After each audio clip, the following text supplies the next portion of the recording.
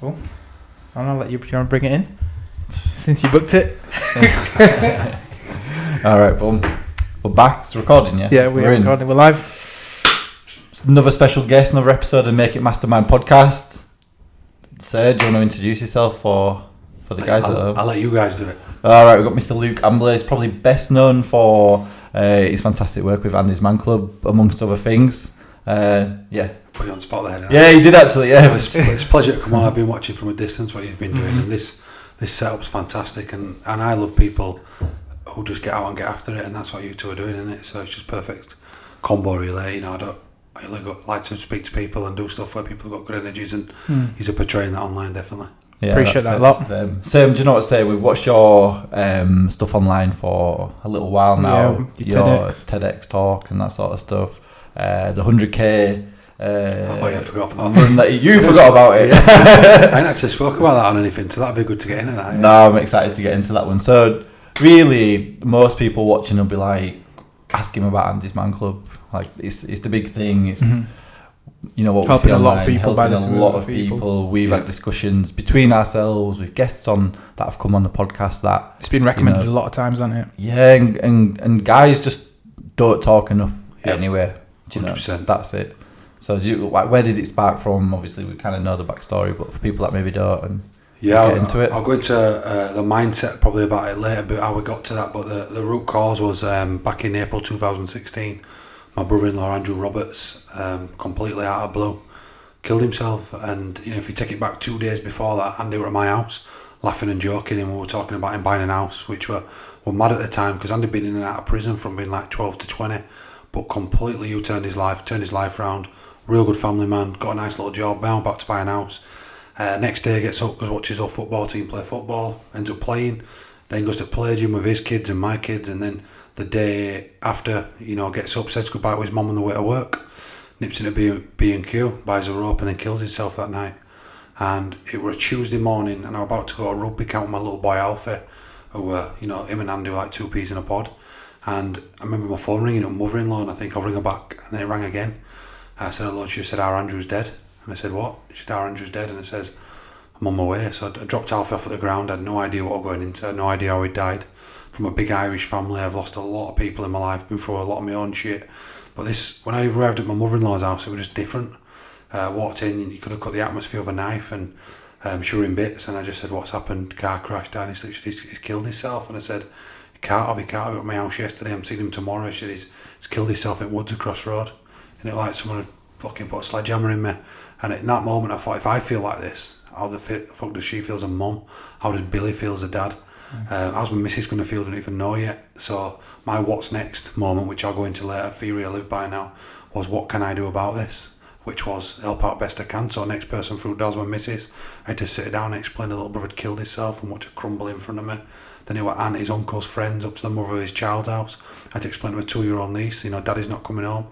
But I always say, you know, after telling his best friends, getting his car from where I'd left it, the single hardest thing I'd ever done was going and tell my little boy Alfie, because him and Andy were so close, and I'll never forget the look on his face when I pulled up at my mum's house and he was laughing and joking on swings, and picked him up off swings at the bottom of my garden, brought him down. I could see him and his mum just crying his eyes out, and he said, what's wrong?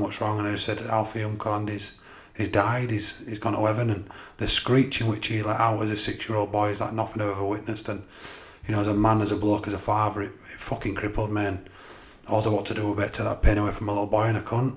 And from that stemmed some anger from what had happened. You know, at first there's a array of emotions, and anger one of them, that why couldn't I stop this? You know, someone who likes to come up with solutions, you know, they want one.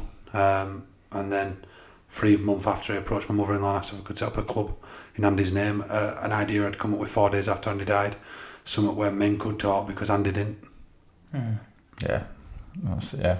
You know, so even with that, I guess I can't even imagine what that feels like because I've not gone through that situation. Like, did you have a clue or anything that he was going through this hard time, or there was no signal from the tops or anything like that? So you were just hit with a sledgehammer of finding out that news and having to cope with that. Yeah, he was coming up on Wednesday to see me to go through buying an house. Uh-huh. You know, he didn't know, but he wanted to look at getting a house, and his mum had a deposit for him, and that she'd saved, and he was going to get an house. And then Thursday we were going to go and put a deposit down to go to Thailand with his friends. So it were all sweet, everything were cool. He were in a good, we're having a laugh. He'd had a bit of shit going on with Ex-Bird, with Kid and that, and which we don't speak about too much publicly, but it wasn't all that you'd think they would send someone that way. But what I've learned now is that we've all got blockers, and at any point it can get that dark, and who knows how long he was struggling for, if anything. They say 78% of suicides, life just gets too much, people go boom and I'm done. It's not to do with mental health. So who knows what he was going through. We've all got his hypothesis, and we've all gone through millions of scenarios of what could have been. But Andy were laughing and joking that day. He had plans, and that's the hard thing about it, because knowing what I know now, and not just in Andy's Man Club but my own business, I work with about 100,000 people a year, and there's no problem on this earth that can't be solved. And I guess that's what pisses me off so much, that if it had just stuck around a couple more days, few more days, weeks, and just opened up a little bit, he'd have got that help, and he'd still be here today, and he'd still get to see a beautiful daughter. But Ian here is in his death now, thousands of other men are, so it's the only way we can physically view it, innit? Yeah, that's it. Put a positive light on something so tragic. But why do you, now within your works, why do you feel like men struggle to open up? Like, have you seen like a common trend or a common reason why? I think it's 3 reasons. Yeah. I think it's burden, weakness, and embarrassment. I think this isn't just men anymore either. We're living in a society now where us as men are struggling to find our position in life, because it's all changing. Equality, which is beautiful, it's great, it's changing, isn't it? Long gone are the days where we need to go out and hunt meat and be the leaders of the family. So that's playing a part. But I think as masculine people will say, as men, we don't want to put our shit on other people, because maybe they've got their own shit going on, and we should be able to deal with his own shit. Then there's weakness, and I often use an analogy that if I were we believe it's weak to talk about how we feel. That we want to show strength. Everyone wants to be successful. Every time I go to a talk now, if there's 1,000 people in room or 10, I'll say, put your hand up if you want to be successful. Everyone puts their hand up. Then I'll say, put your hand if you know what success is. Another room of 100, 2 people maybe. So, and I always say, how can you want to be something you don't know what it is? And of that 2 people, we'll get into it, but everyone always has this idea of success as someone who's strong, who deals with everything. But I always say to people, actual real strength is being able to take your mask off and be vulnerable, and be able to open up and say, do you know what, I'm up against it, shit's hit the fan a bit. My relationship's not going too well, or my finances, or I've got an alcohol or drug problem, whatever it may be for that individual.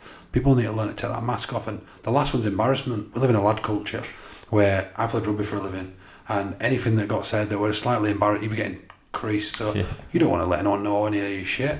So that's another thing in lad cultures. And who knows what comment, and I'm not saying we should stop having banter, right, but it's just you never know what someone is going through at any time. And I think we need to check in with his mates a little bit more, just check in with people. And I think just as a society we need to be a little bit kinder, don't we?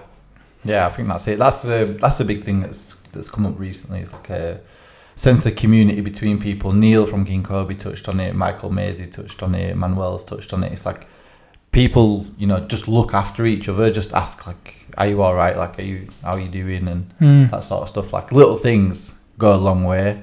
100%. And I think that's something that people can take into further life.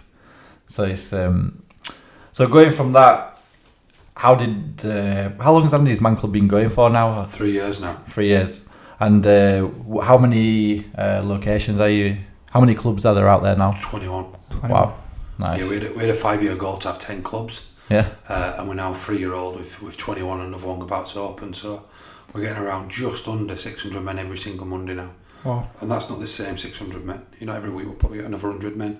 People come, people go, people use that service, and bit of come, open up. And we must get 100 messages a week, and his Man Club. How that club saved their life, or their dad's life, their brother's life, their uncle's life. Even women now, it's helped them. And it's beautiful. It is beautiful to see. And sometimes, it does it. Sometimes like, really, we shouldn't be doing this. That's how I feel sometimes. Yeah. We shouldn't really be doing this. Not, Andy should be here. That goes through your head. Got you, yeah. But we are doing it, and I brought my little boy, who were a little bit upset one day that we do need to do this Andy's Man Club. It always reminds me of my Uncle Andy. And I brought him to an event in Oldham, and he just switched on, my little lad. And these guys all stood up, and they didn't know I were in the room. We just sat back, and they stood up at I think it was the first birthday, and 13 guys up, and they just said, "What does Andy's Man Club mean to you?" And of these 13 guys, literally everyone in a roundabout way said, that club, they wouldn't be here if it weren't for it. Like, my daughter wouldn't have a dad if it weren't for this club. And I just looked at my little boy and said, and that's why we do it. And they're all here because of your Uncle Andy. And he smiled, and he's in love with it now, you know. And yeah. I've even just left my little daughter who had a little T-shirt on, which was cool. So nice. Yeah. So I was going to say, so someone goes to Andy's Man Club for the first time. I go, Julian goes, what do we expect? Go. Yeah. Do go. Yeah, we will. Yeah, the Monday night, 7 o'clock, you just go. There's no hierarchy at Andy's Man Club. So we have to get people to say, can I come do a talk? Yeah, just come join the club. Because that's what's so special about it, it's that community. And you got one club that's got 10 guys, you got one that's got 60. You know, every club's different. And you walk in, you'll shit yourself before you go in. Naturally, that first step, what is going to be in here? What's behind that door? But you get in there, there's still a lot of brothers just like you, you know, who are all going through struggles. And some will come through the other side. And one thing I've noticed with the amount of people I've worked with is that you're either going through a storm, you've just been through a storm, or there's a storm brewing in your life. And everyone in that room has been in one of those three categories. The ones who have come through want to help that next person through, which is beautiful. The one who's got it brewing is just, you know, starting to come in, and there's some people in there who are going through some big shit. But with other people around you, it helps, man. And you walk in, someone will come and say, do you want a brew? You'll get a brew, you'll sit down in a circle, and facilitator will give you a couple of ground rules, and then it's, right, let's get into it. And we have 5 questions we ask every week. First 3 are always the same, second 2 always change, last 2 always change. And there's just when that ball's going around, with a ball that goes around, it's a sponge ball with a little OK to Talk logo, and that ball goes round, and when it does, it's so special to see when someone thinks they're not going to talk. And it might just be the first thing we always ask before the 5 questions is name and a positive reason you're here. And it might be Luke, and it's my first time, and everyone will clap you. Well, you know, classmate, well done for making that step. So straight away you're like, all right, I wasn't going to talk, but I've talked a little bit now. Ball goes round, next question's, how's your week been? Oh, well, I can answer that, it's easy. Week's been shit. You know, I don't need to talk about how I feel in this. And then already you've talked twice. And then the second one's always, give us a positive from your week. Well, I ain't got one. And then someone might say, well, you walked through door tonight, didn't you? Yeah, all right, then we'll call that as a positive. And then the third one, we'll take it off your chest and watch it unload. And it can be some big, big, deep stuff. And then we close that can of worms on the last 2. And everyone always leaves with a smile on their face, which is beautiful. Yeah, do you know, where do you think the freedom, or it's not freedom, but I can't, do you know what, I can't think of the word, but like liberation of, sometimes people, like, you know, you're going through bad times, like you physically know it, you feel it in your stomach, but when you say something out loud, it has like a certain effect on you that's kind of liberating. Like, I don't know, like, where do you think that comes from? Especially like in that club, you must see it, like guys must see it every single day, like someone says their problem kind of out loud, and it's like, it doesn't disappear, but it makes it, can bear it, and it's real, like, and it's like shaking a bottle of Coke, innit? You know, just because it's in there, it's still fizzing. But by go Andy's Man Club, it's that and just flats it for a week, and then at the back end of the week it might start fizzing again, and you go again and just lets it out a little bit, and eventually people learn to deal with shit, and that fizzy bad shit eventually gets emptied out and start to replace it with some good stuff that doesn't need to bubble as much, and that's what it's about. Yeah. So I was watching your TEDx, and you talk a lot about perseverance, so kind of relating this sort of mindset. Yeah. And when people are in these sticky situations and they're focused on the negative, and how focused on the negative can sort of close out the door for any positive opportunities to come in.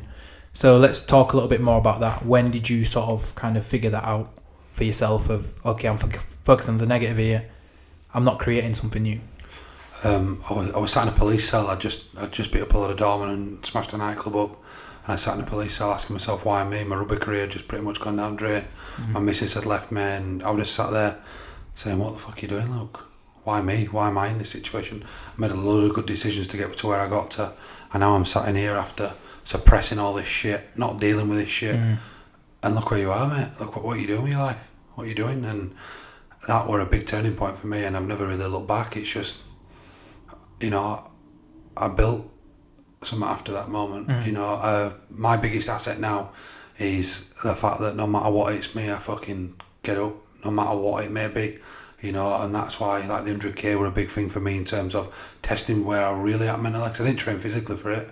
You know, I shouldn't have nowhere near physically been able to do that, and that's, you know, a variety of shit has happened from that moment to now, which has been difficult. Andy dying, you know, nearly losing my missus twice, while both pregnant twice, which were really difficult. But here we are, and we just keep moving forward, don't we?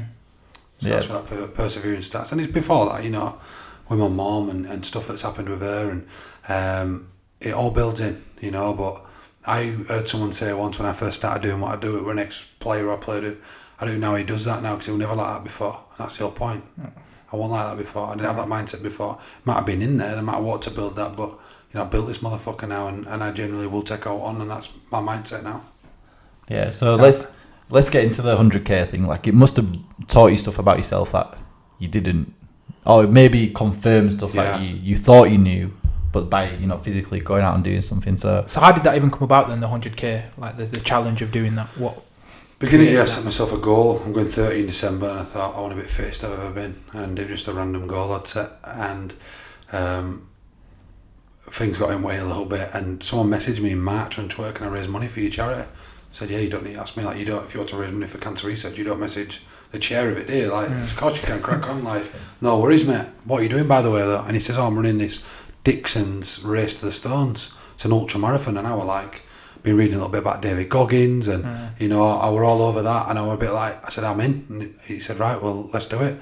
So he said he could sort me out, and we're working on it together, and he couldn't end up doing it. I don't know what happened, but I just said I'd see it through, and I'd already put it out there, and I believe if you're going to say you're going to do something, do it. Whether you end up fully being able to fulfill it or not, do it. I did it last year. I said I want to climb Kilimanjaro. I just randomly sat in Morrison's car park, put a Facebook post out. Mrs. wasn't too happy when she read on Facebook that I would go to Kilimanjaro.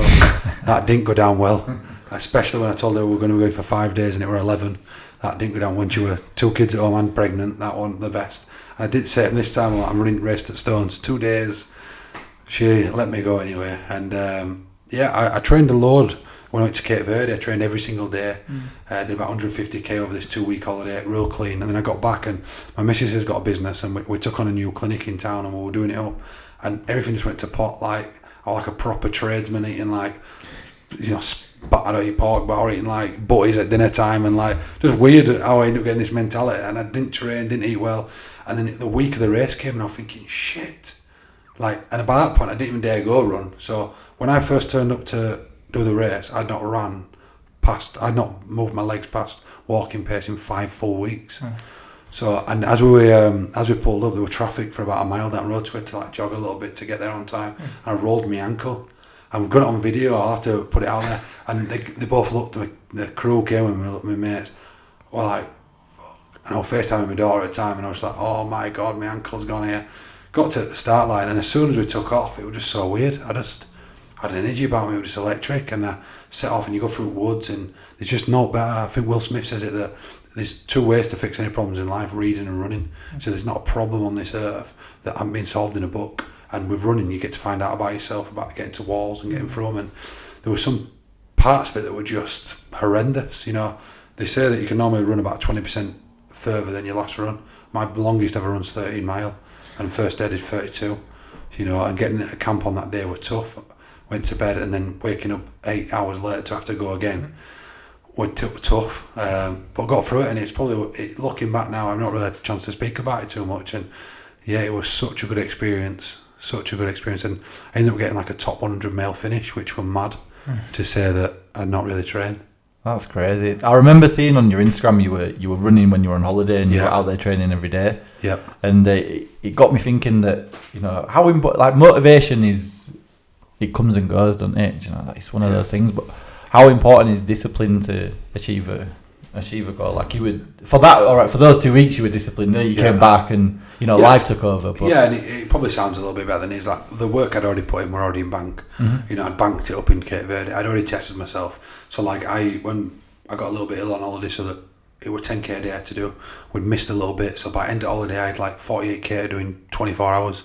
So I was like running 10k, coming back, playing with kids in pool. As soon as they were going to kids club or something, I was off doing another 15k back. I had baby, or pushing baby in pram while doing 15k in 30 degree. So I went out, and I did go out and get after it. So the story sounds better that I didn't train for 5 weeks, and I didn't, but I still put the work in before that.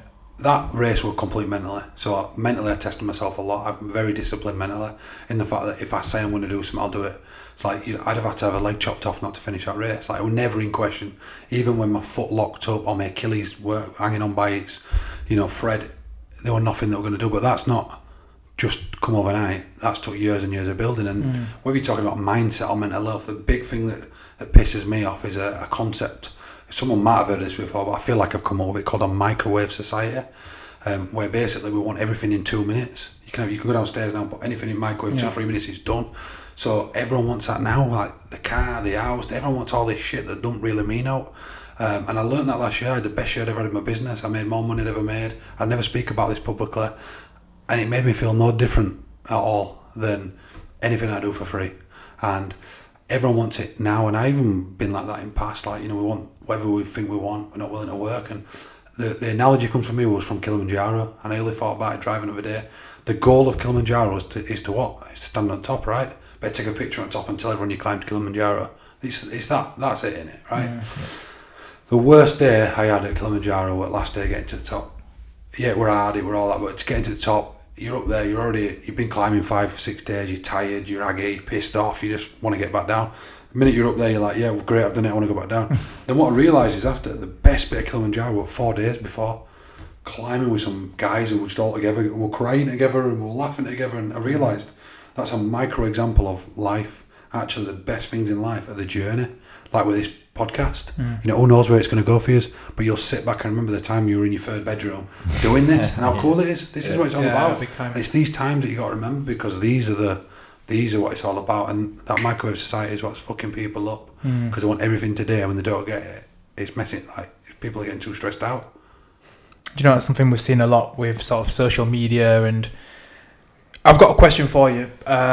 So with sort of the mindset and keeping yourself on track and persevering, how does one sort of think more like that and have the mindset of, okay, I'm gonna be a bit more grateful for what I've got and not try to focus on the negative as much? So how have you overcome that yourself, and what do you, I guess, sort of teach through Andy's Man Club? Well, Andy's Man Club, they might ask a question about that, but like with the work I personally do in my work, when I go into prisons or businesses, I talk about that we have 2 buckets in life, a can bucket and a can't bucket. And too many people live in their can bucket. They look at every single thing that they can't control, can't do, don't have. And in that bucket, no matter how many antidepressants you take, how many drugs you take, how much sleeping around you do, or how much time you get on social media or get drunk. If you constantly focus on life and what you can't control, you'll never move forward, you'll never be happy, no matter what you try and distract yourself with. I learned that you got to look at what you can do. It pisses my missus off, because sometimes you'll have a moan about something, and my mind is like solution mode. Boom, what can we do? Constantly always thinking that, which annoys you sometimes when you just want to have a moan about something. But I'm constantly, what can I control? And again, it hasn't come overnight. People used to call me a natural born worrier from being a kid. So I'll tell you in a little bit about my mum in a car crash when I was 8, and that's what stemmed all my own struggles off. But that there, when people were calling me that, and I did worry. I worried about everything. I used to be able to go to bed at night, and even when I got in bed at night, if I had naught to worry about, I'd get really worried, because if I had naught to worry about, I'd forgot something big that I should be worried about, and I couldn't sleep. Where now, like, I sleep like a baby, no matter what's going on, because I just feel blessed every day I get to wake up. And if people start to look at what they've got and start to genuinely feel blessed every day they get to wake up, we're living like we're going to live forever, man. And 100 years from now, all my kids will be dead, which means I've got a lot less time than that, and I ain't wasting any time. That's my big thing. I won't waste time. I think we're too blessed. We're too blessed an opportunity to waste this time that we've been given, this chance we've been given to live. No, big time. So with things like gratitude then, is that something that you do yourself, you teach your kids, and how important do you think gratitude is? Because it's something that's come up a lot on the podcast. We talk about it, we've started to do it. I've got a little gratitude book that I'll write 3 things in the morning that I'm grateful for my day, what's been good, and what do you think about gratitude? I meant to bring him in, and it's just I was rushing today, so I'll send you both over a BU journal. I'll send you over tomorrow. So I brought out a journal called the BU journal. It's a 2-in-1. You flip it over, it's got what's next on back to offload some of the shit. But in the front, there's a morning routine in there, which is write down some goals in the morning, so which should link into your longer term goals. 3-4 goals. I'm not really bothered about the number. You might just want to have 1 goal that day. The next one is appreciation. So who or what do you appreciate that day? And last one is affirmations. So people think that's got to be something like, it's going to be sunny today, it's going to be sunny, I'm going to have a great day. No, it might just be that I'm going to deal with shit today. I'm going to get shit done. I've got this today, I'm going to stay disciplined today, whatever it may be. But I'm a big believer in that. Every day waking up and looking at what's good in your life, gratitude, appreciation, positive, whatever you want to call it. I'm not a big believer in positive thinking. I'm not a believer in it. I think positive thinking sets you up to, we're living in a tough world, man. We're living in a tough world. If you're constantly looking around, smiling, thinking that life's going to be great, you're going to be disappointed. I believe in control thinking, which is a little bit different. It's like, okay, shit's going to happen. What we're going to do about it if it does? And I think you become more balanced then. So when something bad happens, it doesn't hit you as hard. But when something good happens, you don't let it go to your head. And it was saying again off Will Smith, don't let success go to your head and don't let failure go to your heart. And it's something that's just been like really resonated with me. And I think that in the morning when I wake up and I'm just like, shit, yeah, let's get after it. But what do you appreciate? I was telling you earlier about my daughter having a rough night, but then I got to spend 4 hours in the middle of the night with my daughter just cuddling her, which were amazing. That is the genuine side that I love, and that's why I could get up next day and go do a 3-hour drive at 5:45 in the morning and go do 2 talks and still have the energy to be able to do that. Yeah, so that's a great point, man. Do you think it boils down to perception, like just everything, how you see life? That's it. It's everything. Just how you perceive it. Filter of the world. Yeah. I could present you both with a situation. You'll view it differently to you unless you've got the same values and beliefs. And I think that is one thing that needs to change. We're in a very tough situation. We're in a very tricky time at the minute because there's a lot of people, again, about perception. So if I said to man up, right, which everyone in mental health hates, I say that's different for 2 different people. To you, who has been manning up all your life and has been told that all your life, you're struggling with that now because you're like, I don't want to man up, I'm sick of manning up. That becomes a very negative thing for you. You, man up to me might mean actually getting on with shit, getting shit done. Man up, I'm not saying I'm an advocate for saying the word man up, but it's how you perceive it, innit? Yeah. Man up to me, someone said and if I'm looking at myself and man up, Luke, I might mean by that, it's how I perceive that. That might be to me, like, let's deal with the problem ahead. Some people tell, well, because I'm a man, I can't speak. Again, it's how you perceive that, innit? Yeah. So I think we're in a situation now in tricky times where we've got to be careful with how we're taking messages. We've got to be careful what we're reading, what we're putting in as minds, because the wrong people sometimes are reading wrong messages that are actually delivered for someone else, if that makes sense. Yeah, it does make sense. Yeah, I'm reading a book at the moment and it's Words at Work. So it's the principle of it is it's not what you say, it's what people hear. Yep. And everyone hears something completely different. And it's true to your point. It's just I'm reading it at the moment, so it kind of twigged. But you're right. Online as well, we hear it all the time with mental health and this sort of stuff. Like you've got to be people now seem to have to be so careful about what they say, even if it's coming from a good place. I go and advise governments now, right at top. I've been and advised Facebook at top level. I've done all this stuff, so I've got to be very careful. I feel sometimes in what I say, but I think I was speaking to Johnny Benjamin. I don't know if you've heard of him. Quite an high-profile suicide prevention campaigner, MBE. He's everywhere in London, and we were chatting. And I said, I'm going to say something that's controversial because there's a saying often that it's okay not to be okay. And one of them mentioned it on this Channel 5 thing we're on the other day, and they mentioned it. And I says, I'll give you something controversial. I think it's not okay to be okay. And they're like, what? I said, well, let's look at this way. If you're telling someone it's okay not to be okay, they think it's okay that I'm feeling shit. Yes, you're feeling shit, but what are we going to do about it to make you not feel shit?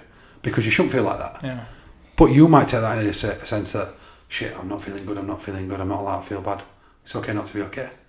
But it's perceptions again, where I'm like, actually, let's deal with the shit, right? We're all like, talk about it, yes, but as it comes a point where people talk enough.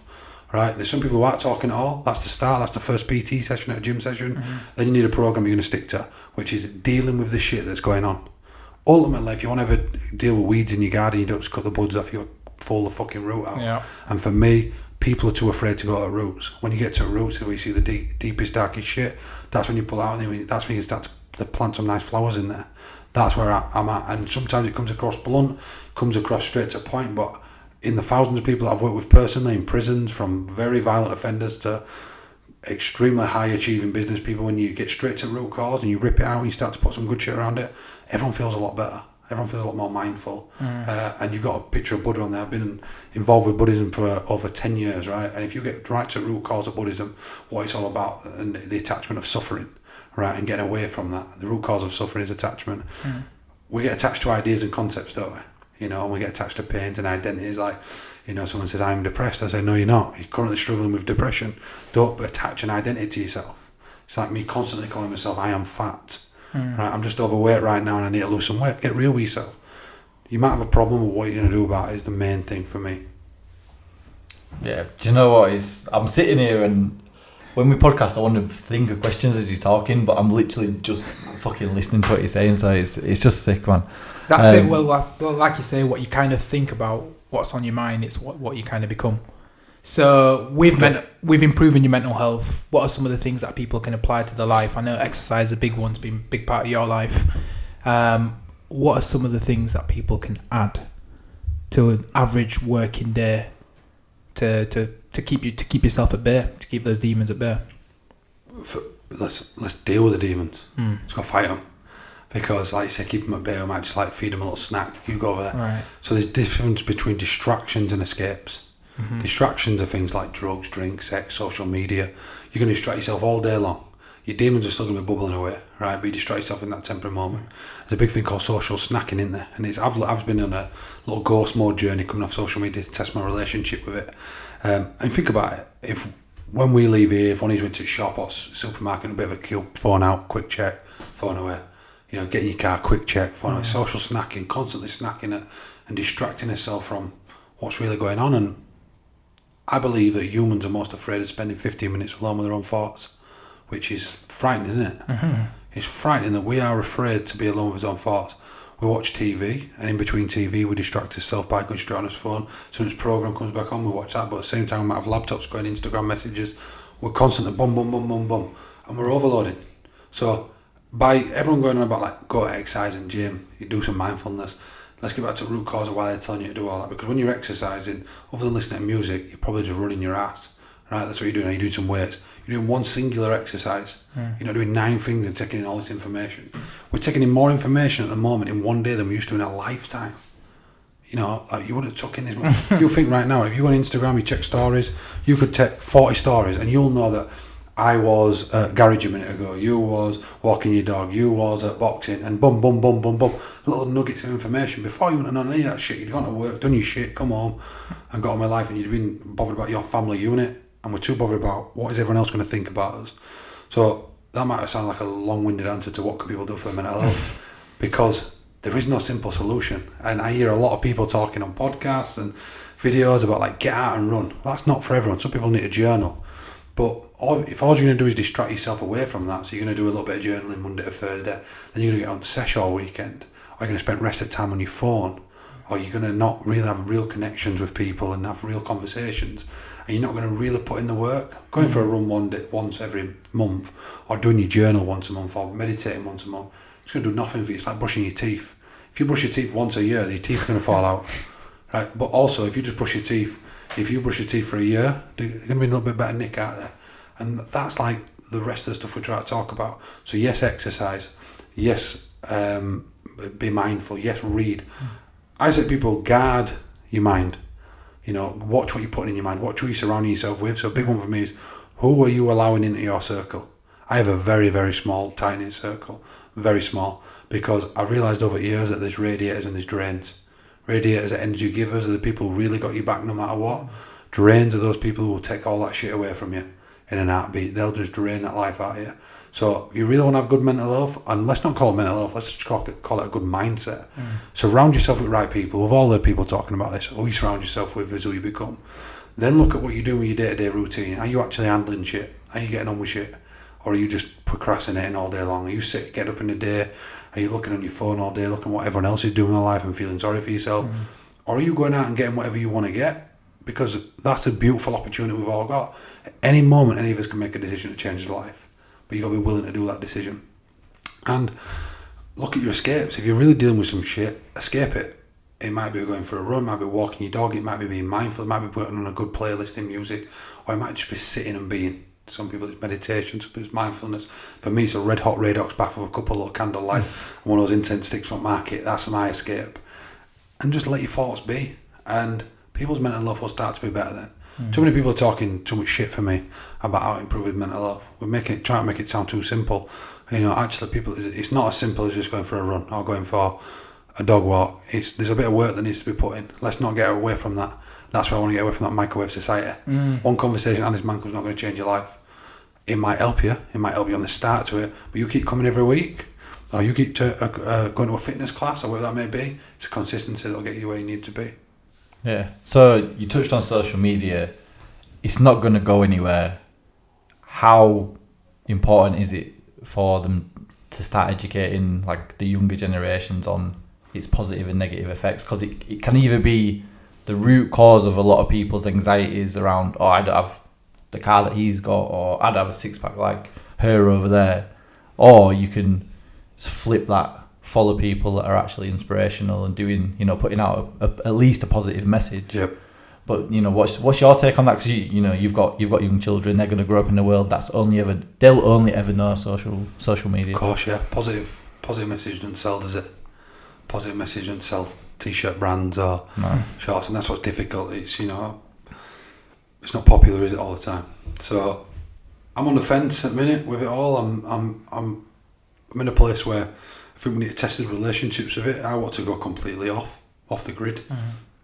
Come off it completely, and I started doing it, and with someone just put on just a minute ago as I was coming, like, I know you're on ghost mode, which are great for you, but I miss your daily questions that you ask. I put questions out to people to challenge them. Like I just asked one on the way here. I said to people, like, we've all got one life to live, and when you die, on your gravestone it's going to have your dash, it means what your life represents. And a question I was asking today was, what do you actually want your life to represent when you are in ground? So I love questions, right? Social media, the problem with social media is that social media isn't the problem, we are. So we've got a tool at our disposal, just like a car. If you constantly drive your car around, it's not going to be good for you. Or drinking, whatever. It's moderation. It's teaching people to have moderation. I'm pretty strict as a parent. Like, my kids aren't allowed technology. If I was going to a plane, I might let them watch a movie on an iPad, but they're not allowed on YouTube. And I've got a 10-year-old where all his friends have started having phones and everything, and he's not allowed one at our house. And they can have it when they're ready. I don't think they're ready. Cal Newport does a great talk on it about why everyone should quit social media. And he's on to some good shit. He's on about like how anxiety levels just shot up the minute everyone got onto social media. And I struggle again because when people say about like what car that guy's driving or what that person's doing, like I'm looking at people, or when I'm in a certain position, you look at people those cars and I'm thinking, I'm going to come get that. I come from a council estate, single parent background, I'll come get that. Don't worry about that. I'm not about stealing it from them. I'm going to work hard for that. So it's how you look at that. Again, microwave society. Who's got that? So I should have it. No, like that equality, but that's not. This is where we've got it right. Everyone's talking about equality, but why should it be equal? Why should that guy make a lot of smart decisions, work his arse off, and you sit at home and do nothing and get what he's got? You shouldn't. So is social media the problem, or is the way we're using it the problem? I think it's the way we're using it. Social snacking, going on his phones too much, missing out on real people, real connections. Put the phone down. So I've done this thing now where apps, I delete them off my phone. So I've physically got to go to Safari to log in to message or do anything, which means you're on it nowhere near, you don't get any notifications. So maybe now what I'm going to do is maybe check in the morning. Maybe if I want to put it out there, put it out there, but then I'm off again. Maybe check in maybe on a night or next day and roll with it like that. And obviously when you're building brands like yourself, it's difficult, I've got 4 businesses that I run under charity. So it's difficult not to be on social media. But the relationships with it is, we're struggling out with all of us. Everyone I speak to says they'd love to be able to come off it. Everyone. Yeah. About you guys? Oh, big time. Yeah. It's like a necessary evil for us, isn't it? It's one of those things that's the only way we can reach out to people, to get people on the podcast, to even let people know that we're doing a fucking podcast. Yeah. So it's a double-edged sword, really. Well, I don't know, but what about you? Yeah, but I was going to say, for me, I don't tend to use it that much anyway, only for the podcast. I've sort of moved away from it, and going back to what you're saying, perception's everything, and I've been there. I've gone and bought the car on finance to try give out some sort of image, and it's kind of the work that you have to put into yourself, and everybody has to kind of do for themselves that kind of matters. That's what I've realised out of it. Does it make you happy though when you got the car? For a while it did. The payments didn't. Yeah. Yeah, I'd say that the car made me happy for a while, but in the long run, like, was it worth it? No, probably not. I probably would have been a lot better off with that money doing something else with it, from what I know. See, and this is an hard thing, isn't it? Because it's like everyone's at different places. I've got a friend who's just he gave up his Porsche. I'm like, whatever we're spending, stupid amount of money. And he's like, he just got a Tesla, right? Which he said, I'm downgrading to a Tesla. How mad does that sound?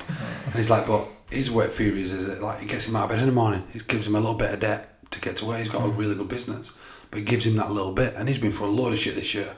98 grand tax bill, that we're all up in air, all sorts of stuff. He's out there grinding now, and he's like, that gives him something to go for. And he said that's like his reward for all his hard work he puts in. That's what it feels like.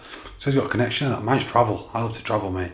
So last year I went on a shitload of holidays because that's my way of doing it. I'm not too bothered about cars or house, upgrading my house. Even when I had the best year me and Miss had ever had, we didn't talk about upgrading. We started downgrading, weirdly. Like, okay, we're earning more money, but let's go down. Boom. Start paying everything off. Even like stupid shit like £500 car insurance. Let's pay it off so we have to pay the extra £5 interest. Just started doing weird shit so that we could go, boom, let's go Dubai, let's go Cape Verde, let's go Kilimanjaro, let's buy a camper van and travel Europe next year. And that's what we're doing now. So like, everyone's at different places, aren't they? Yeah, that's it. Do you know what you're saying that? And you were saying, single parent background, council estate, that stuff. And I can relate to that. And then you're saying like, get to a point where you want to pay stuff off. How important is it for people to go out there, young men, young women, go out and get financially literate as early as possible? No, that's what's important for me. Yeah. That shit. If you start to just look at that, that's going to change the game. When people actually kind of really... Is me having that £300 a month car finance when I'm on £800 really going to offer much to my life? I remember when I first joined at Salford and I were on like something ridiculous like £600 a month as a kid, and I had a £300 a month car payment. I didn't want all flash them days. 8 years ago you couldn't get a BMW or Merc on finance. I had like a Vectra, but it was a cool car at the time, Vectra SRI. And people were like, how's he got a Vectra? Right? How's he got a Vectra? Right? And it was ridiculous, like $250, and I was paying board £80. I had about £1 left every month, but I felt like I looked cool. And then it got to a point where I couldn't even afford insurance on cars, so it sat on drive for a year uninsured. So if I'd have known about actually what could I have done with that £200, what could that do? But because everyone wants everything now, we don't think about the long game, do we? And again, everything's an equilibrium, because you've got to live now as well. You've got to enjoy yourself, because who knows if tomorrow's promised.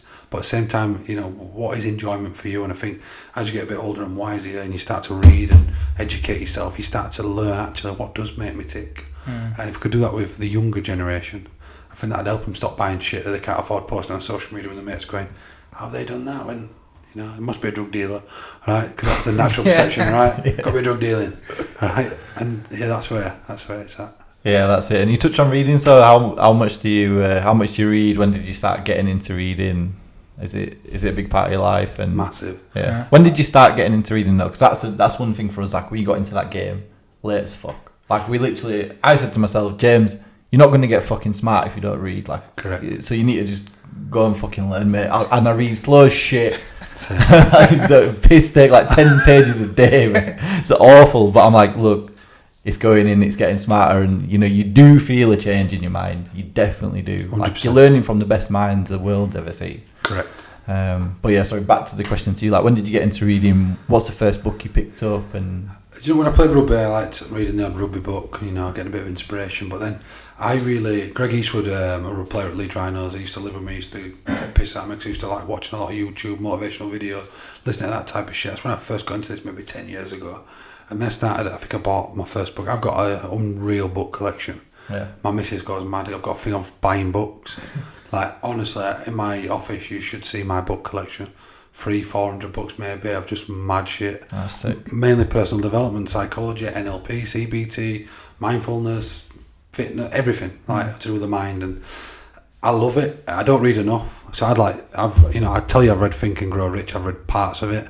I'm a big skim reader. So and this is something that someone taught me that I really like. So if I'm open this now, for example, I look at a chapter. So look at a chapter in this, for example, if I can find chapters. Making it a reading again. So for example, decision. Yeah. Right? Or persistence. So I might go, a minute, I want to read some on persistence. So I'll go read that chapter. And then that's all. I might put that book down for a little bit. And that's what I do sometimes, and there's some books that have really gripped me. David Goggins' books grip me. Probably one of the best books I've ever read is the Subtle Art of Not Giving a Fuck. Wow, man, I couldn't put that down. I just boom, read that straight away. That were unreal.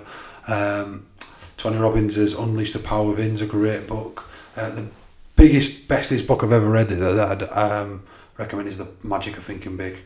Absolute game changer for anyone. He talks about in that book, and it was written something stupid like 1936, and he talks about how most hospital beds are taken up, 80% of hospital beds are taken up by people with emotional intelligence problems. Let that sink in. Oh. Emotional intelligence problems. And if you look back now and go, what really is mental health, anxiety, depression, they're emotional intelligence problems. And he said that in 1936. So there's something there, isn't there? Big time. Emotional intelligence. And now we've asked, who did we ask this on the podcast before? Like we've got a strong belief, like, because we were both working sales, so salespeople get a lot of shit. Like you get a bad negative connotation, blah blah blah, whatever. Fine, get it. We get all the. And I'm waiting for a sales pitch. No, got you here. Now buy this house. That comes later. And but we were joking, like, all right, we get all this stuff, but salespeople at least have, the good ones have at least strong emotional intelligence. Like you can pick up on what people are, saying, the way they're reacting, and that sort of stuff. But how important do you think it is for schools to implement this into their curriculum? Because for me, it's the more time they spend on their phone, it's going to draw a lot more anxieties in the real world. Like, what this guy said, I'm a fucking prick, to my face. Like, not just in some YouTube comment. And because no one's going to know how to react to that. No. Or maybe they'll say something to someone in real life that they would say online, because online's kind of a safe space. People are not going to see who you are, and it's the question is, do you think it should be implemented in schools? Like, how important is it going to be to teach kids? And that's where a lot of my work came from, and I still do now.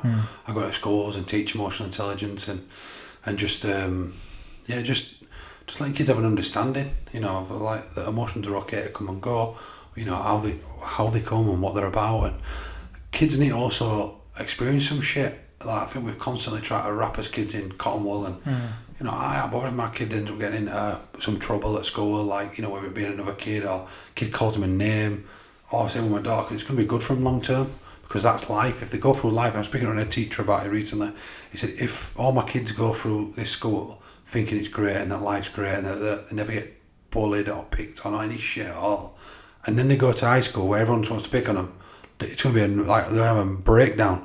So like getting a little bit of shit, it's how you're resilient, innit? I look back, and I told you about the police cell incident, but there were an array of shit before that to get me to that moment that built me up to get to that point, to have that thing. But then look back and go, I can use some of that as motivation, inspiration to really kick on. And I would never change all that happened to me, looking back, if it could have changed for other people around me, if we could stop Andy killing himself, clearly that's a big decision.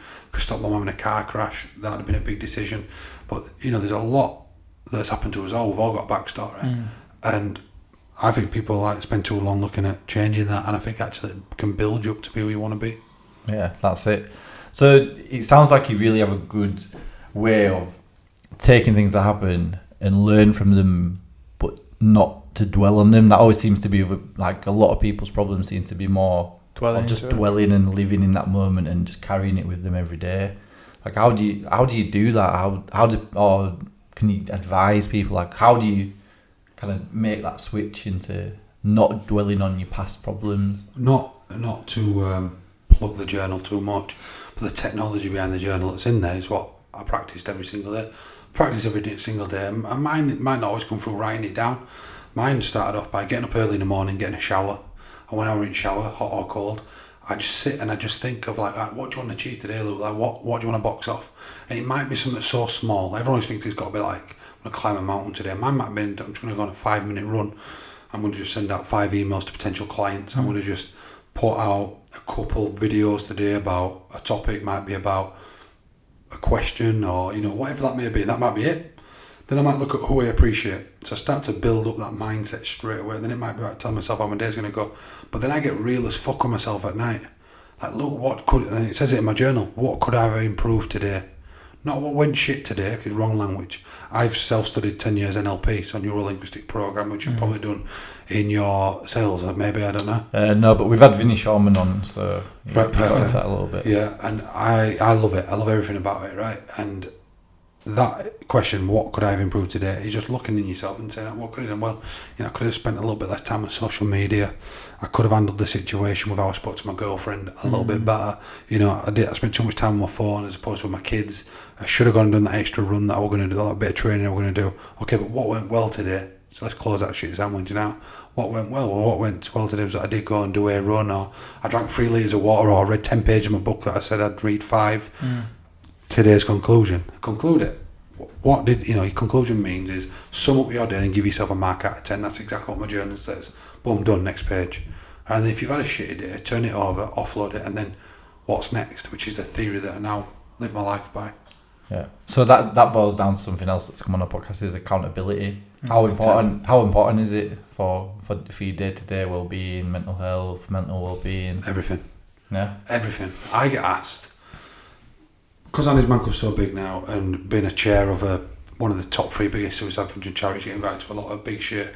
I was at a meeting recently in London where all the heads of big and thought leaders, and we're about to present them to 50 MPs, and they're all saying, so what can the government do? And eventually, it's not my type of meeting, because I'm just like, listen, we have got in this room the heads of all these organisations.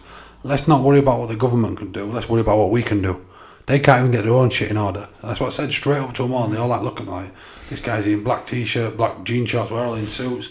I'm like, I'm serious, like, we've got everyone in here who can actually do stuff. I said, I'm on grassroots level, we're seeing 600 men a week. I said, what could we do if we had 40 clubs, 100 clubs? And I'm not even here asking for money. I said, because we're not bothered about money, we never have been. But what could everyone in this room do? And that comes back to accountability, like, what can you do? Too many people got let down by that person. Okay, well, one person who can't let yourself down is yourself. So what can you do? And it's a big thing when I used to go into prisons. And prisoners used to say, what are you going to do for me, boss? I'll say, what are you going to do for you? And they go, what do you mean? I go, well, I'm here 1 hour a day. You've got 23 hours to take care of your shit when you get banged behind that door. So what are you going to do for you when I leave you a day? And that's the big one. Anyone listening today, what are you going to do for you? Right? Yeah, you might need some self-care. We also might need some self-discipline, some self-love, all that stuff. But go get some work. Go get some discipline, some perseverance. Go out there and do something. Get uncomfortable. We're too comfortable. Way too comfortable, man. Do you know that links back to what you were saying at the start with sort of what does success mean for people? I think everybody's got their own version of what success means to them, and everybody's got their own perception, and it's sort of aligning what you want in life with your vision and going towards that. So clear message there.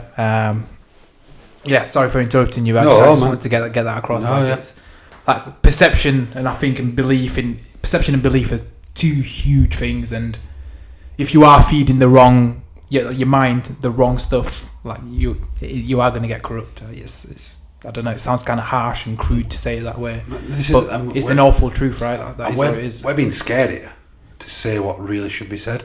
Like that, it sounds crude. Nah, it doesn't sound bang on to me. You feed your mind shit, you're going to put out shit, and you're going to feel shit straight up. We can dance around it. We can make it sound all pretty. Like everyone needs to self-care and love and all that shit. Get uncomfortable. David Goggins says it the absolute best. People are scared of being uncomfortable. Get uncomfortable and want something uncommon. That's why I went and did 100k. It's a real reason. Let's see what you're built of. You fat shit. I said to myself, let's see what you are built of. Straight up, I said, let's see what you're built of. Let's see. And I even said it on that I did a little video. I just took over a media, BU Media we've come up with, right? And I've got a guy called Sam who's been doing some videos, and he's put one together, and I forgot something I said on the way down. It said about how tough it were going to be, and then it said, but I've been through enough shit to know that I can get through this. Let's watch his space. And then I knew that all the way through. I've been through far worse. Just in November alone, I watched my missus hemorrhage, and after giving birth, and blood clots all over the floor, and doctor have to go in and manually remove clots while they just sewed her up, and high risk that she could die. It's the single biggest killer for women after giving birth is blood clotting at womb. I watched it all fall out of her. She stood up to get a shower. Before that, I'd watched her get declared critically ill with my other baby because she had an asthma attack and her oxygen levels dropped below 60. So I've been through enough stuff to know that, listen, we'll get through this. And that's like life. People need to go through some shit, and then they'll start to realise I can get through that next challenge and that next challenge. Because the thing is we get arrogant. When life starts to go well, business-wise, relationship-wise, we think life's always going to go like this. Bullshit. Life's going to smack you straight in the fucking face, and it's going to knock you back down, and then it's whether you get back up that counts. And same when you're in a situation where life's always going bad for you, and something good happens, you think that, shit, it's going to go bad again soon. And it will, because you told yourself it was going to go bad again soon. So, jump on that white wagon when it's going well, enjoy it, but know that it's going to go bad again at some point. And that there is life. And just get stronger and deal with it. And people always like big stupid question all the time, like, oh, what's the meaning of life? There isn't a meaning, is there? Do you know what I mean? The meaning is the meaning for you. Yeah. My meaning is my meaning for There's me. not one answer. Yeah. There's not an answer. There's not a single answer. There's not a right or wrong answer. But like you said about Kilimanjaro, the journey is the real fucking goal. Like that's the bit that people should be in the moment, enjoy what you're doing. Like we just enjoy doing this podcast. We just come here, sit with great people, have great conversations. If you take all the shit away, the camera, take it all down from YouTube, I still fucking fucking loved it, man. Like we'll sit around. I forgot this were here, mate. Do you know what? Yeah, cameras here. I've just been having a good chat with good people. That's it, and it's one of those things. Like it's just the journey. Like once people can get into it and just do something and enjoy doing it. So like another example, we went out in Leeds and we were asking people, like going up to people going about their shopping on a Saturday, saying, "Can we ask you some questions?" And do you know what? The amount of people that told us to fuck off or like go away, we're busy, I've got an appointment, like loads. And then after about 4 of them, we were just laughing and joking. We're like, yeah, everyone's fucking busy. Like we were just, and it was like the most fun you could have had. Like it was sick, and it's like, well, just enjoy doing it. Like we were enjoying getting rejected by people. If we can enjoy that, you can enjoy fucking anything. Yeah. Enjoy the process. Exactly. That's ultimately it, isn't it? Whatever you're on the journey doing, enjoy the process. Because when you get to where you think will make you happy, it never does. If you think that something's going to make you happy by acquiring something, that will make you happy. For me, it's like when you have a goal, who will you become as a result of getting that goal? That is what the ultimate sacrifice of going through that shit. Who we become in a process? We become a more resilient person, a stronger person, a more fun person to be around. We have a better energy about you. What will you become of a result of getting up at 5:30 every day? Getting up at 5:30 every day ain't going to make you a millionaire, right? But, well, another millionaire does that, so I'll do that for me. No, what are you doing in that time? Quality of the process, enjoy it. Just enjoy it. Even if nothing really ever good comes of it, what can you do with what you've done there and put it in apply to something else? So for you guys, it's sales, right? You got up and you had a process with sales. How can you now use that in your podcast? Or how can you use a process of picking up the phone 100 times and being rejected 99 but getting that one sale? How can you use that there at the gym, right? How can you use that in your relationship? And that doesn't mean stalk 100 girls and over one picks up, unless that's what you're into, like whatever you're into. You know, if you want to swipe left 100 times on Tinder, go for it. Right? But you know what I'm saying there? No, absolutely, big. Yeah, it's big. It's refreshing to see, man. You remind me a lot of Neil. Like you have that raw. He says like you've got to you kind of love people by being fucking brutally honest with people. Like if you love someone, you should be totally brutally honest with them and just say, look, you fucked up here. This was wrong. Like Neil's the first man I ever sat with, and I was like, fuck me. Like this is what it's like to sit with someone who just is articulate, knows about people, and will tell you the fucking truth. Yep. I was like, I've never really been around people like that. And then sitting with you as well, it's the same thing. See, I got brought up just by my dad, mate. My dad is an unbelievable man. I always say if I can be affable like my dad is, he'll have a good job. And my dad won't buy into any of this stuff, right? He's not. But my dad, when I actually sat down, I don't believe in any of that shit. And then one day I sat down with my dad and I chatted to him about like what he does in the morning, just by chance, won't even talk about it. My dad gets up at 4:30 to 5 every morning. He sits in front room with a cup of tea and he said, I just plan out my day about what I'm going to do, right? So my job is a builder, right? A joiner. Got a joinery company. I plan out exactly what I'm going to do, what everyone else is going to do. And then I sit there for 10-15 minutes and just do just getting myself ready for the day. Oh, Dad, you do everything I fucking teach. You do everything I teach. You get up in the morning, you sit, you don't have any distractions. They said, you on your phone? No, I don't got my phone, do you have TV on? No. He sits, like, if it's dark, he just sits in dark, cup of tea, just visualises, like, his job ahead. He visualises what everyone else is going to be doing, and then he sits for 15 minutes, gets his shit together, and goes on and smashes his work. So I'm very fortunate. You know what? Of all the things that has ever happened in my life, I'm very fortunate to have a male role model that I've still got today. You know, like, to tell you a story from right at the beginning, when my parents separated when I was 8, it was a shitty breakup, and my dad won custody, which going back 20 years is unheard of for a guy to win custody. Mum's still around, right?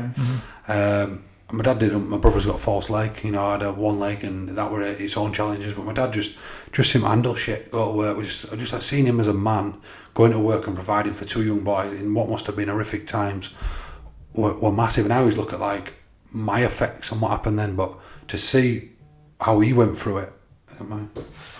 Don't worry, it's normally Julian's. That's why to see how my dad got through everything, and you know, at the time, so I'll give you a little bit of a backstory about me, which we ain't gone into. Is so when my parents broke up, my way of dealing with it at that time was to comfort eat. You know, it's probably still something I'm still testing a relationship with. So comfort eating, and as a result of eating, I got very big. So I went to school, got bullied every day, physically and mentally. Just to fucking hate go to school. It was just torture, because while I go to school, I was dealing with all the shit at school, going home and dealing with a horrific breakup that just seemed to go on forever, because a man had custody and tried to keep us, and women were fighting for us, and you know, his women always win. And this is no disrespect to my mum, it was just how it was. My mum had a shit hot solicitor, and my dad did it himself. Fucking sacked his solicitor in courtroom. And it's, you know, my dad's bringing my brother to meet Tony Blair, because my brother's giving away legs in Bosnia. So my dad's sliding papers across the table and saying, you know, that's what type of parent I am. As all that's going on, my mum ends up coming to school to get me. Me and my friend Kelsey, it was 6 months since they broke up or something like that. It was the first time since I was allowed to go see my mum. And as mum's coming to school to get me, a car hits my mum's car. It flips a car, crushes a leg, and then leaves my mum with brain damage. And that's where my mental illness journey began, because my mum developed a condition where basically she would just black out. So they give her a lot of medication, kept blacking out. 6 months after this crash, I was allowed to go again. And basically what happened is she's gone into the kitchen and put one of those old chip pans on, gone into the front room, blacked out. It didn't take a rocket science to work out what happened next. House sets on fire, burning down around her. A neighbour managed to smash window, get her out just on time. And then shit started to go serious. She got a condition called NEED, which is a very rare condition, non-epileptic attack disorder, which basically means my mum just drops, falls, knocks her teeth out, breaks her jaw, cheekbone, you name it, she's done it. So they moved her from a house that she lived in to a little disabled bungalow, because every time she fell downstairs, good chance she could die. She still lives in that disabled bungalow now. They took all the carpets up in her house, because every time she fell on carpet, she used to rip all the skin off her arms and face. And mum's not allowed a bath, because every time she falls in bath, it used to be a good chance she could drown and die. So that was a real difficult time, and that's when it really got difficult for me, because that mask that I'd put on and go to school pretending shit were together and being a bit of a joker, even though I was getting bullied, started to slip. And that's where I learned about escapes, because my escape became rugby. Because at rugby I could go there and it'd be a place where I could be myself, be the fat kid, and it worked being a fat kid, being a rugby player at that age. I could run through everyone and people loved me, and that's where the story began. That's why I ended up going on and playing professional rugby, because it was my escape, man. I just loved it, and it was a place where I felt I could always be me. Yeah. But yeah, that was difficult. My mum, a difficult time, and you know, she still has them now, these drop attacks, and it's still just as hard now. And you know, I remember getting the call once that they'd found a bleed on her brain. She had days to live, and that's when my worries and OCD and everything else, anxiety really started, because the doctor once said something along the lines of like, you know, make sure you're always nice to your mum, because one fall could be her last. Shit's a red funny, and that were always real difficult, you know, growing up, especially because we chose to live with my dad in essence, and the guilt and all that stuff going through your mind, and yeah, that were real difficult, and all that played a big part into my adolescent life, going into rugby and the rest of that. Did that stem your thirst to understand the mind? You're saying you've done 10 years of looking at NLP, reading about the mind. Like what triggered that to want to understand the mind? Like it seems like you really wanted to understand it. Really want to understand it. You know, I've got to see all these top psychologists and no one had answers, so I thought I'd started learning about it probably longer than 10 years ago from my mum. Really looking at mental health when it wasn't called mental health. My mum had anxiety that bad, she didn't leave her house for 4 years. Not once outside her door.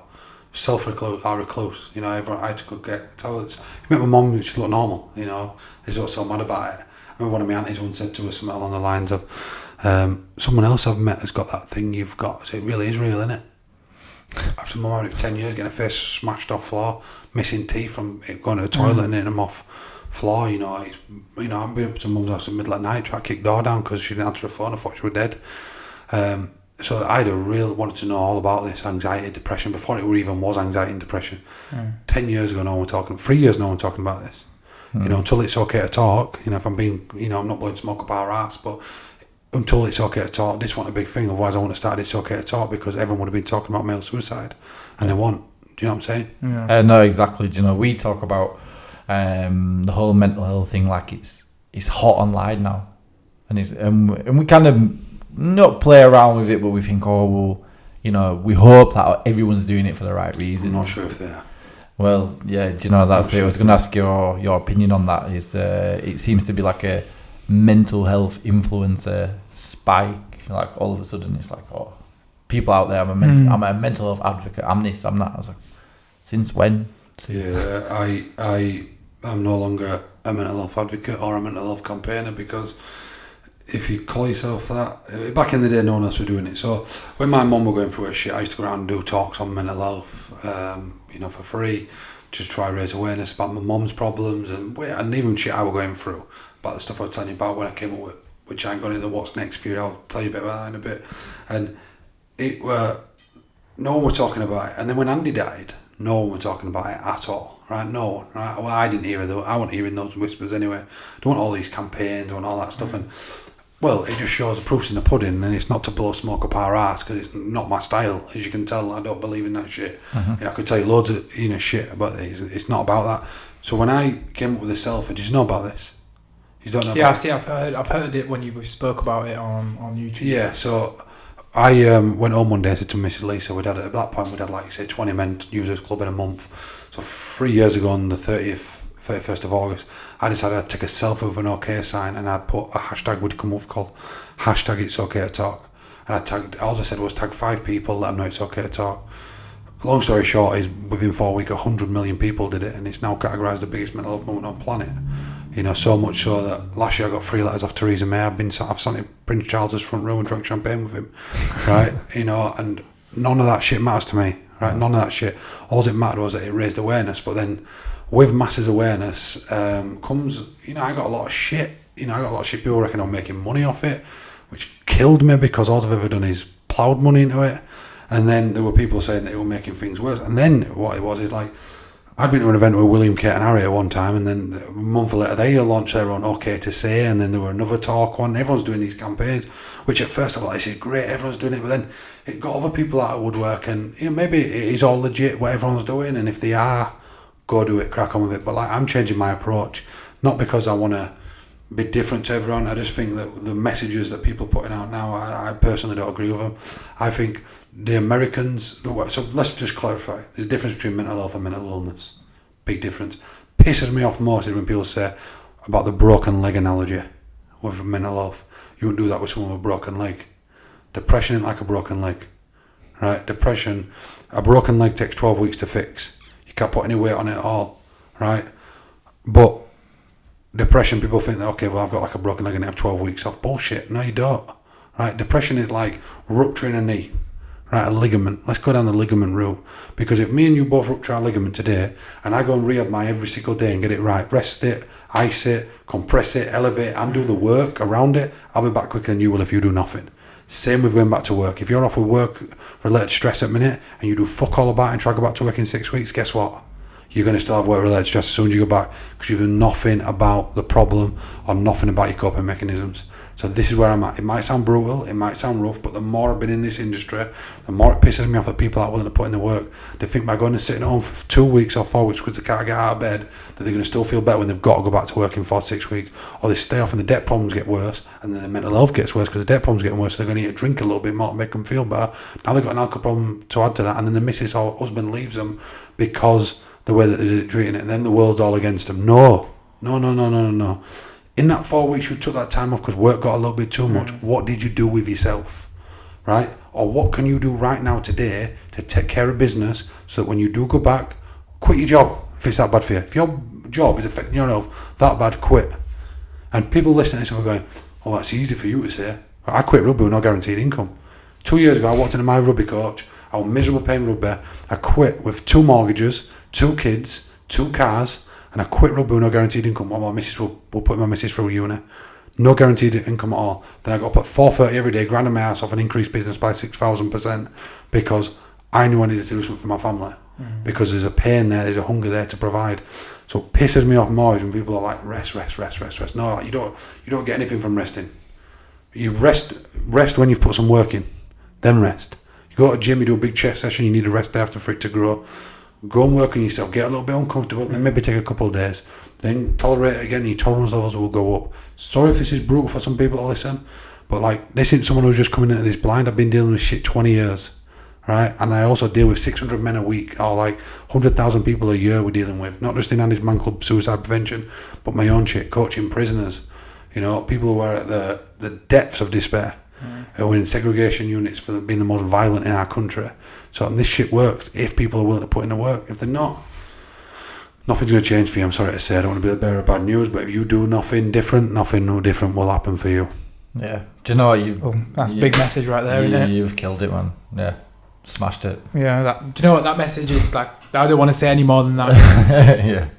Take what you will with it, right? It's people have to put in the work. I have to put in the work. You have to put in the work if we want to be the better versions of ourselves. And that's all we're after. Yeah. Just being better than you was yesterday, and it's not about being more muscly or more money or whatever. It's being a better bloke, better person. You know, like there's so much shit I need to work on. I'm terrible in my relationship a lot of time. Quite selfish at times. You know, like we've constantly want to help change the world. Where really my world is at home. My world is those 4 people that sat in my house right now, which is why like we've done the van. You know, I've just come with a mad idea to get off the grid and just take my kids and just go and just do stuff that really matter. And that's why like I think a lot of us are doing shit that don't even really matter. One thing I noticed when I went on social media was like, do people actually give a fuck? Right? Like we post self eating as dinner. Do people give a shit about your dinner? No one gives a shit about your dinner.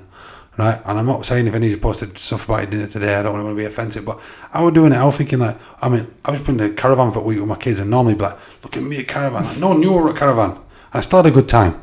Right? Do you know what I mean? When I go out running and no one knows I've been out running, like me and my mate went out running. No one needs to know I'm out running. Yeah. Do you get what I'm saying? Yeah, and that's the relationship with social media. That's the relationship with just getting out and putting in. And what I love about, and I've used him a few times because I'm really into him, David Goggins, he says something like, I love the way he approaches stuff. He approaches stuff on a ruthless level. The world ain't ready for it yet.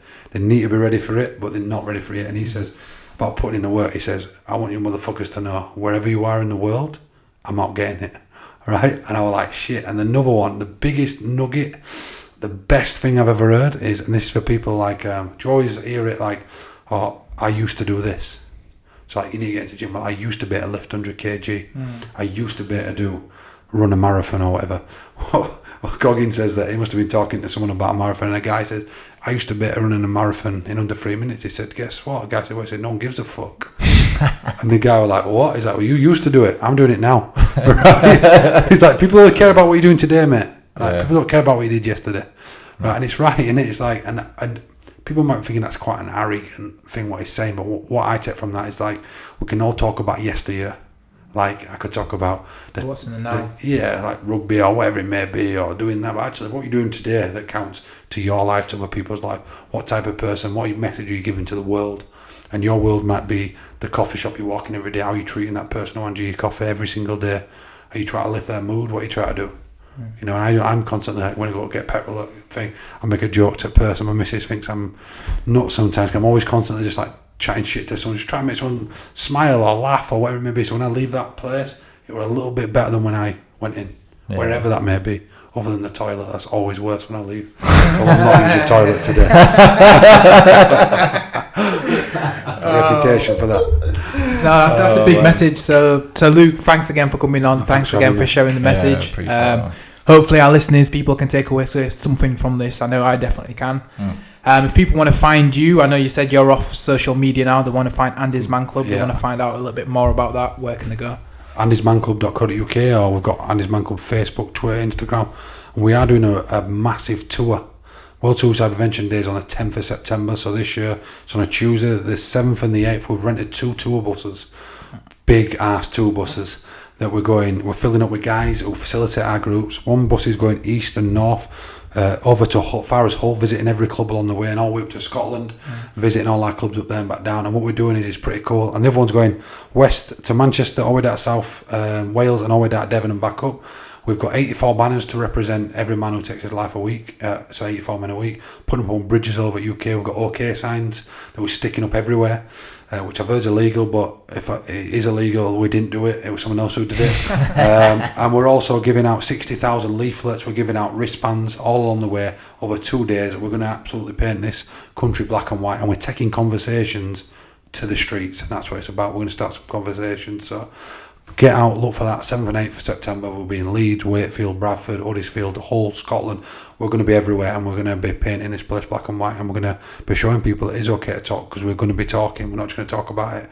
We are going to talk and get people opening up. So yeah, it'll be massive. Boom. Look forward to that. We'll have to do a little reporting on that, definitely. Big time. Definitely. That's sick, man. Thank you again for coming in. Really appreciate it. Fun.